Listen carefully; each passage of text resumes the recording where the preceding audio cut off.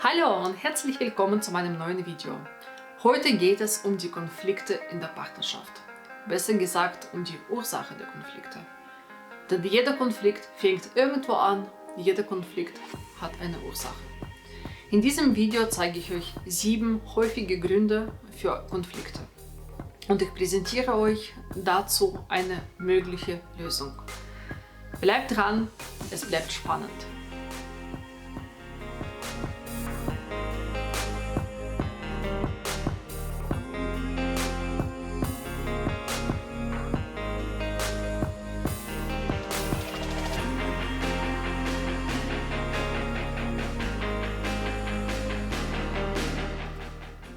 Die erste mögliche Konfliktursache ist die unterschiedliche Wertevorstellung und unterschiedliche Überzeugungen. Jeder von uns wurde erzogen von seinen Eltern, jedem von uns wurden bestimmte Werte mitgegeben und diese Werte leben wir normalerweise weiter. Und in eine Beziehung kommen unterschiedliche Wertepools, sage ich jetzt mal, Wertevorstellungen aufeinander. Und das kann zu Konflikten führen. Zum Beispiel Kindererziehung. Ein Partner sagt: Also ich finde, die Kinder sollen ihre Kindheit genießen. Sie brauchen überhaupt keine Grenzen. Das Leben wird schon selbst dann die Grenzen setzen. Die lernen schon alles nach und nach. Also ich setze meinen Kindern keine Grenzen. Der andere Partner sagt: Ach was, das ist doch komplett falsch. Die Kinder brauchen Grenzen, sonst wird ja aus denen nichts. Unbedingt muss man Grenzen setzen. Und da entsteht ein Konflikt. Oder bei dem Thema Geld, Geldmanagement. Der eine Partner sagt, also man muss gucken, dass man wirklich jeden Monat 10-15% von seinem Einkommen auf die Seite legt, dass man jeden Monat spart. Denn nur so kann man finanzielle Unabhängigkeit, finanzielle Sicherheit erlangen. Der andere Partner hingegen sagt, nee, also ich lebe nur einmal, ich möchte mein Leben genießen, ich möchte reisen, ich möchte mir einfach bestimmte Luxusgüter leisten und so weiter. Und das sind zwei komplett unterschiedliche Wertevorstellungen und sie prallen aufeinander und es entstehen Konflikte. Was kann man dagegen machen? Zum einen ist natürlich offen reden. Es sollte klar sein, welche Vorstellungen jeweils ein Partner hat. Was hat ein Partner für eine Vorstellung zu einem bestimmten Thema? Was hat der andere Partner für eine Vorstellung?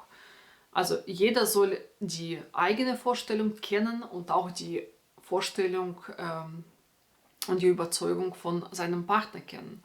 Und dann setzt man sich zusammen, redet darüber und findet Kompromisse.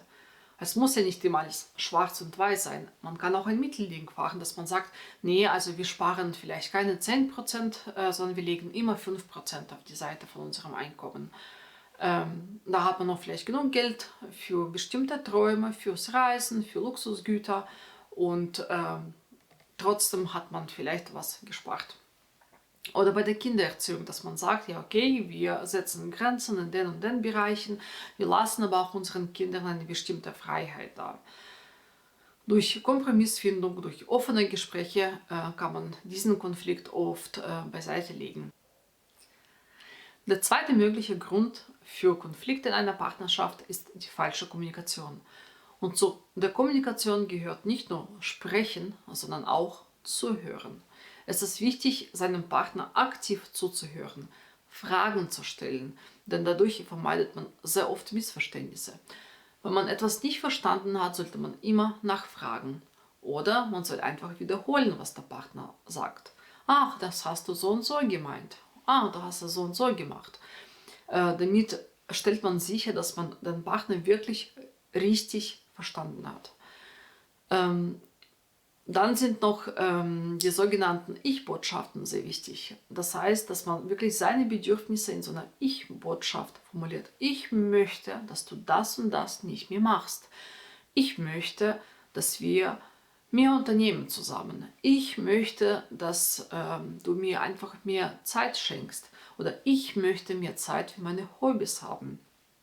Diese Bedürfnisse sollten wirklich ganz klar ausformuliert sein und in Ich-Botschaften rübergebracht werden. Nur so stellt man sicher, dass man wirklich gut kommuniziert, also aktiv zuhören, offen reden, direkt Probleme ansprechen und immer Ich-Botschaften, also eigene Bedürfnisse sauber formulieren, deutlich formulieren. Und wenn diese zwei Bausteine vorhanden sind, dann ist die Kommunikation in einer Beziehung in den meisten Fällen sehr gut und trägt einen wichtigen Teil zu einer glücklichen Beziehung bei. Jetzt kommen wir zum dritten Punkt. Und zwar, das sind die unterschiedlichen Bedürfnisse und Erwartungen. Wir sind alle unterschiedlich, wir sind alle einzigartig und das ist auch gut so. Jeder von uns hat eigene Wünsche, jeder von uns hat eigene Persönlichkeit und so muss es auch sein. Und das kann natürlich auch zu Problemen in einer Beziehung führen. Denn wenn eigene Bedürfnisse und die Bedürfnisse des Partners sich sehr stark voneinander unterscheiden, dann kracht es irgendwann mal. Ein Beispiel. Die Frau möchte 10-mal am Tag umarmt werden. Ne? Der Mann sagt, ach, mir reicht es, wenn einmal am Tag einfach ich eine kurze kleine Umarmung bekomme, dann bin ich schon glücklich. Wenn die Frau auch nur einmal am Tag eine Umarmung bekommt und der Mann denkt, ja, das ist normal, weil ich brauche ja nur eine Umarmung, dann braucht es sicherlich auch meine Frau so, aber die Frau braucht eigentlich 10 davon und die sagt es aber nicht. Dann irgendwann mal wird sie einfach sich einsam fühlen, sich isoliert fühlen und es kommt zu einem Konflikt. Es kommt einfach zu einer Frustration, die wird denken, ja, der hat mich ja überhaupt nicht lieb, der kommt nur einmal am Tag zu mir, ich kriege da eine kurze Umarmung und das war's schon, das ist doch keine Liebe, aus einer Beziehung habe ich überhaupt keine Lust. Und man meint es gar nicht so, ne? Der denkt, ja, wenn ich einen brauche, dann eine Umarmung, dann braucht das ja auch meine Frau so und das ist dann okay so. Der denkt sich überhaupt gar nicht dabei. Deswegen ist es wichtig, dass man wirklich seine Bedürfnisse und seine Erwartungen offen kommuniziert. Also wir landen immer bei Thema Kommunikation, aber das ist wirklich sehr wichtig. Das ist eigentlich die Grundlage für jede Beziehung, egal ob beruflich oder partnerschaftlich oder auch in der Familie zwischen Kindern und Eltern. Kommunikation ist das A und O. Noch ein Beispiel also für unterschiedliche Erwartungen oder Bedürfnisse. Der Mann sagt, ja, ich möchte einmal pro Woche mich mit meinen Kumpels treffen, dass wir einfach zusammen als eine Männertruppe etwas unternehmen. Die Frau mag das aber nicht. Die sagt, ja, ich fühle mich da total einsam immer und ich verstehe das überhaupt nicht und warum musst du dich überhaupt mit deinen Freunden treffen? Und wieder, wenn man das nicht bespricht, nicht darüber redet, dann kommt es früher oder später zu einem Konflikt. Was macht man? Wieder sich zusammensetzen, der Mann äußert seinen Wunsch, sein Bedürfnis, warum es für ihn wichtig ist, dass er sich einmal pro Monat mit seinen Freunden trifft.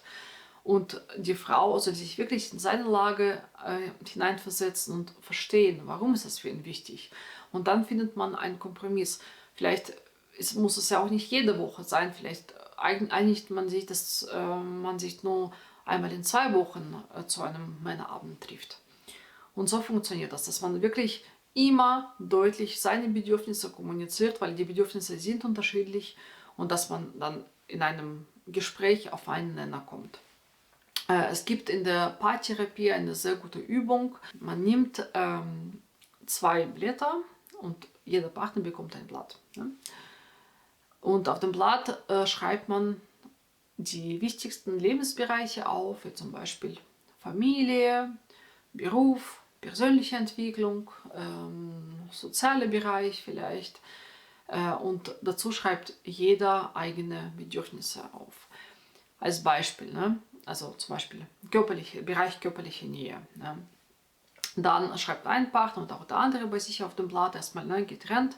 Was hat jeder für eine Vorstellung über die körperliche Nähe? Wie oft soll er sein? Wie intensiv? Und so weiter. Dann der soziale Bereich.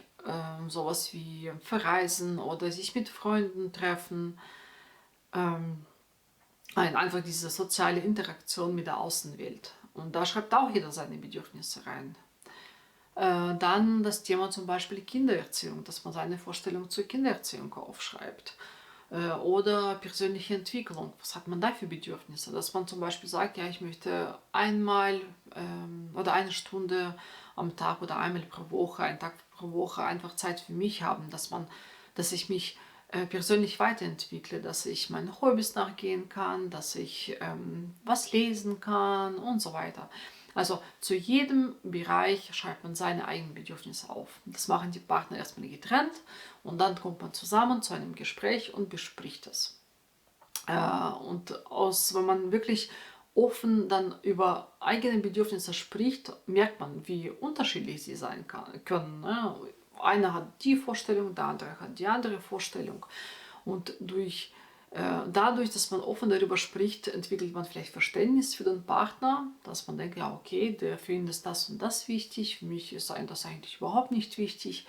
Und dann versucht man einen Kompromiss zu finden, ne? Dass man einfach einen Mittelweg findet. Wie gesagt, es ist nicht immer im Leben schwarz und weiß. Man kann oft wirklich in der Mitte sich treffen und da sind einfach alle zufrieden und die Beziehung klappt so viel besser und wird viel stabiler sein. Der vierte Grund für Konflikte in einer Partnerschaft ist der äußere Stress. Was ist das? Dazu gehören zum Beispiel solche Sachen wie berufliche Verpflichtungen, vielleicht eventuell finanzielle Sorgen, familiäre Sorgen und so weiter. Also die ganzen Stressoren um uns herum, die auf uns Druck ausüben.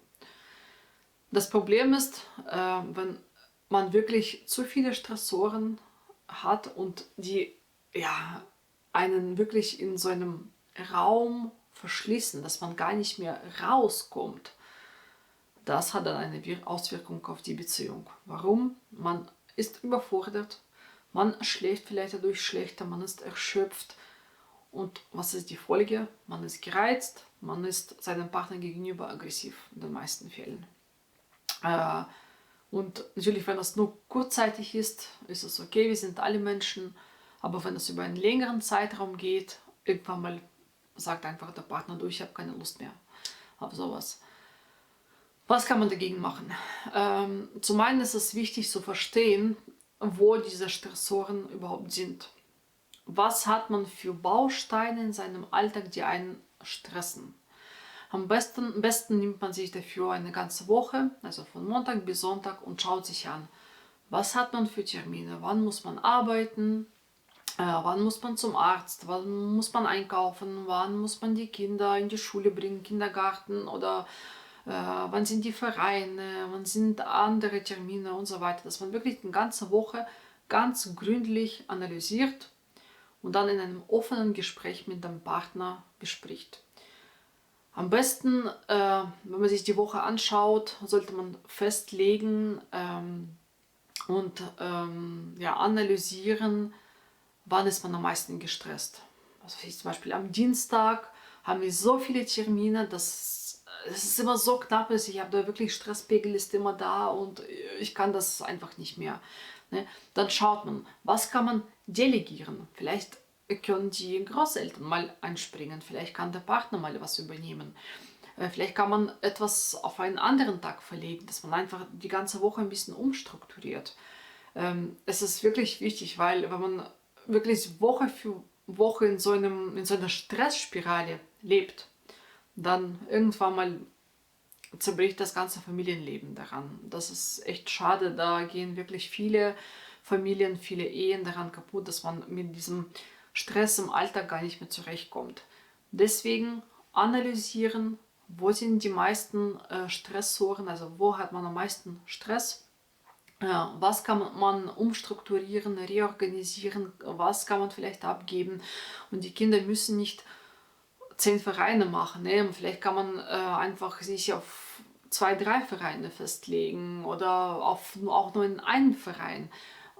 Vielleicht kann man ein paar Termine auf eine andere Woche umlegen und auf einen anderen Wochentag.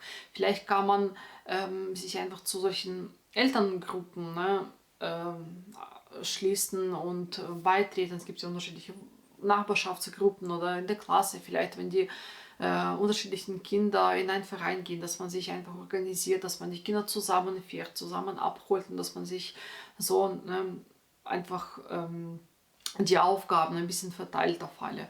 Das hilft enorm im Alltag. Genau, also das ist, glaube ich, dieser Grund ist, glaube ich, wirklich für viele, viele Konflikte in Familien zuständig und natürlich auch automatisch dann in der Partnerschaft, dass man einfach mit diesem alltäglichen Druck und mit diesen Alltagsaufgaben und den ganzen Terminen nicht klarkommt. Und da ist es wirklich wichtig, dass man schaut, was kann man besser machen. Der fünfte Punkt, die fünfte Ursache für Konflikte ist auch die Vergangenheit. Wir hatten alle vor dem Partner eine Vergangenheit, ne, manche mehr, manche weniger, je nachdem in welchem Alter man zusammenkommt. Und natürlich hatte jeder auch unterschiedliches Leben davor gehabt und manche haben vielleicht irgendwelche schlimmen Erlebnisse erlebt. Vielleicht hat man ja auch eine Beziehung davor gehabt, die in Brüche gegangen ist, die vielleicht für einen ganz traumatisch war, die Trennung.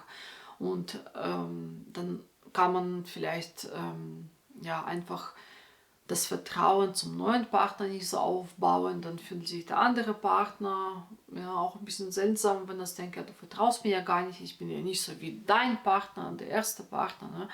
Und das führt auch oft zu Konflikten. Deswegen sollte man auch, wenn man sowas in der Vergangenheit hatte, was wirklich auch in die aktuelle Beziehung abfärbt, sollte man darüber sprechen, offen kommunizieren und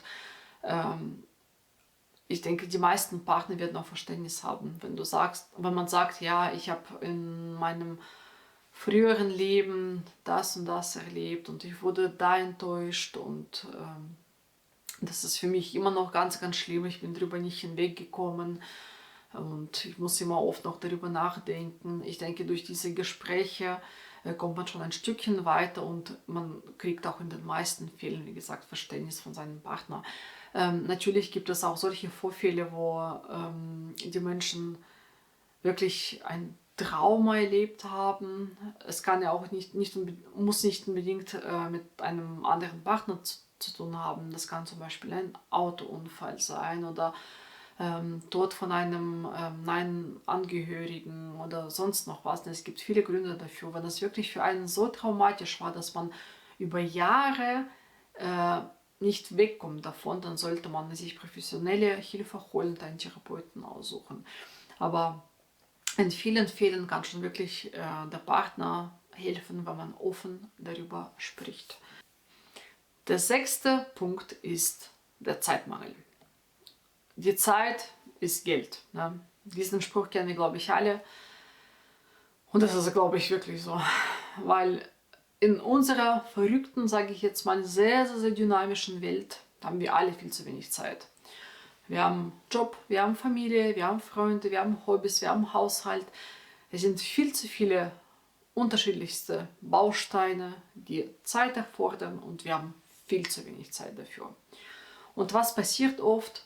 Wir spenden unsere Zeit für Freunde, für Hobbys, für Job und für tausende andere Sachen, aber nicht für den eigenen Partner, weil man denkt, ja, der Partner, der hat schon Verständnis, dass ich keine Zeit habe. So ist es leider nicht. Ja, vielleicht hat auch der Partner Verständnis eine bestimmte Zeit lang und irgendwann mal dann nicht mehr. Eine Beziehung muss gepflegt werden und dazu gehört auch wirklich diese Quality Time, dass man wirklich sich bewusst Zeit nimmt und nur mit dem Partner was unternimmt.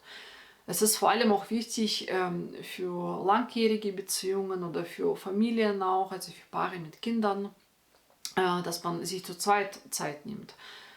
Weil man funktioniert als Familie vielleicht, aber man sollte wirklich auch gucken, dass man als Paar funktioniert. Es ist wichtig, dass man auch, wenn man seine Kinder über alles liebt, die Kinder mal abgibt, an die Großeltern, vielleicht an Freunde, wenigstens für ein paar Stunden, dass man wirklich als Paar mal schön essen gehen kann oder ins Kino gehen kann. Oder wenn man die Möglichkeit hat und die Großeltern da sind, dass man sie an die Großeltern einfach für 2, 3 Tage abgibt und vielleicht eine kurze Städtereise macht. Das ist wirklich solche gemeinsamen Erlebnisse, die verbinden das Paar und man hat einfach ja, eine tiefere Verbindung, man hat Zeit miteinander verbracht und das ist ganz, ganz wichtig. Und so wird die Beziehung auch gepflegt, dass man wirklich zusammen als Paar sich identifiziert, dass man zusammen als Paar etwas unternimmt. Und wenn die Paare das wirklich nicht machen, dann versinken sie irgendwann mal in diesem Alltagschaos, in dieser Alltagsroutine. Dann fühlt man sich überhaupt nicht mehr als Paar. Man fühlt sich vielleicht als ein Kollege, als Papa oder Mama oder als Familie oder als Schwiegertochter oder Schwiegersohn. Aber man fühlt sich nicht wie Mann und Frau, ne? Einfach wie Ehepartner. Und das ist wirklich wichtig, dass man regelmäßig sich Zeit nimmt und gegenseitig sich Aufmerksamkeit schenkt und zeigt, ja, du bist noch mein Partner und ich liebe dich und das ist mir auch wichtig, dass wir zusammen was machen, dass du bist nicht die Mutter meiner Kinder und du bist nicht der Vater meiner Kinder. Natürlich das auch, aber du bist auch meine Frau und du bist auch mein Mann. Ne? Das ist sehr wichtig. Der letzte Punkt, das sind die unterschiedlichen Kommunikationsstile. Wir hatten ja schon den Punkt falsche Kommunikation, unterschiedliche Kommunikationsstile und ist nochmal ein bisschen anders. Und zwar, wir kommunizieren ja alle anders. Ne? Manche sind eher introvertiert, eher leise und haben vielleicht sogar Angst, etwas zu sagen. Die anderen sprechen temperamentvoll. Wenn die reinkommen, dann fühlt sich schon der ganze Raum mit Energie und man spricht dominant und man ist einfach präsent und man ist da. Und wenn die Partner so unterschiedlich sind, ne, so ein graues Mäuschen und so ein dominanter Typ, dann gibt es früher oder später ein Problem. Auch wenn es vielleicht in der Persönlichkeit gar nicht so ist, dass man introvertiert, extrovertiert sind. Die können beide introvertiert sein oder beide extrovertiert, aber die können einfach unterschiedliche Kommunikationsstile haben. Und das führt, wie gesagt, früher oder später zu einem Problem, weil dann redet nur der eine Partner viel und der andere traut sich irgendwann mal nichts mehr zu sagen. Was kann man dagegen machen? Zum einen natürlich, wie gesagt, immer offene Kommunikation und in dem Punkt ist es wichtig, dass man wirklich strukturiert vorgeht. Wenn man ein Thema zu besprechen hat, sollte man sich zusammensetzen und sagen, du, ich möchte jetzt über dieses und dieses Thema sprechen. Und dann strukturiert man wirklich das Gespräch so, dass man zu einem Punkt, einer sagt was, und dann sagt der andere, dann sagt wieder der eine was und dann der andere. Dass man so eine Balance zwischen beiden Gesprächspartnern erreicht. Nicht, dass immer der eine redet und der andere schweigt. Wenn das nicht funktioniert, wenn es trotzdem irgendwie dazu kommt, dass der andere Partner unterbricht und gefühlt 90% einer redet und 10% der andere, das ist nicht Sinn der Sache, sollte es nicht sein. Wenn es wirklich dazu kommt, dann gibt es eine Möglichkeit, das wird auch oft bei Paartherapeuten zum Beispiel angewandt, dass es wirklich nach der Uhr spricht, nach der Uhrzeit. Man nimmt sich eine Uhr und sagt, okay, wir besprechen jetzt dieses und dieses Thema, du hast jetzt 2-3 Minuten Zeit, deine Meinung dazu zu sagen oder ein paar Punkte, die dir auf der Seele brennen und dann habe ich 2-3 Minuten Zeit, um meine Meinung dazu zu sagen. Und es mag für einen vielleicht ein bisschen kindisch vorkommen, aber das hilft dann tatsächlich, das macht man vielleicht einmal, zweimal, dreimal und dann wird der dominante Partner das wirklich früher oder später lernen, dass ja, was der andere sagt, ist ja auch eigentlich sehr interessant. Und erstens lernt er auch besser zuzuhören. Man schafft so eine Verbindung, ne, durch so eine Kommunikation, die eine balancierte Kommunikation, die einfach wirklich in so einem Gleichgewicht ist und nicht so oder so. Ne. In jeder Beziehung gibt es Konflikte. Es ist wichtig, dass man daran arbeitet. Damit man die Konflikte lösen kann, muss man die Ursache, also die Gründe dafür verstehen. Und wenn man die Gründe verstanden hat, kann man gemeinsam in offenen Gesprächen, indem dass man seine Bedürfnisse, seine Wünsche äußert, schon vieles erreichen. Ich hoffe, das Video hat euch gefallen. Ich hoffe, das Video hat euch vielleicht mir motiviert, vielleicht über die Konflikte nachzudenken in der Beziehung, vielleicht daran zu arbeiten. Ich wünsche euch alles Gute, ich wünsche euch eine konfliktfreie und eine glückliche Beziehung und like das Video, wenn es euch gefallen hat. Ich freue mich auf eure Kommentare und bis zum nächsten Mal. Tschüss!